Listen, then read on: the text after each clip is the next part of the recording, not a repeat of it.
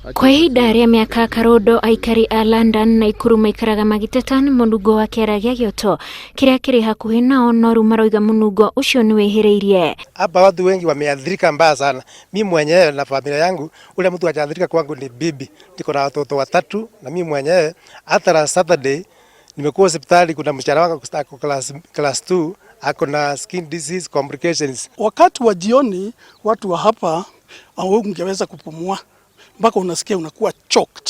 Ni nini?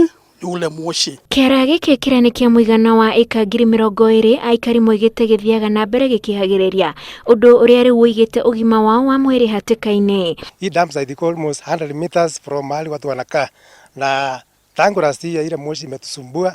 Hata hapa kwa gaji tu ni vile ile wanakufa ile kifo.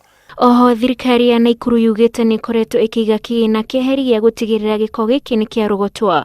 I challenge the governor, I challenge also the women rep, the senator wakuja hapa kutusaidia because hao ndio tulichagua. MCA wa mwena ũyũ akiuga thirikari ya kaunti ĩrĩ na mũbango wa kũhanda mĩtĩ mũhaka-inĩ wa Kĩara na aikari njĩra-inĩ ya gũtigĩrĩra aikari nĩ magĩa na rĩera rĩega. So kwa hiyo 100 meters katikati tunataka tupande miti kwanza, cha pili kabla twende, sababu kuna bado utafiti unafanywa. Tumekuwa hapa kama committee ya environment nikiwa vice chair na tukapeleka report, so bado inakalio chini. Ni vile tumekuwa tuna CEO, but saizi kwa vile tuna CEO na director kazi itakuwa rahisi. Gĩko kuma icigo itiganĩte kaunti-inĩ ya Naikuru gĩitagĩrĩrwo kĩara-inĩ gĩkĩ o mũthenya.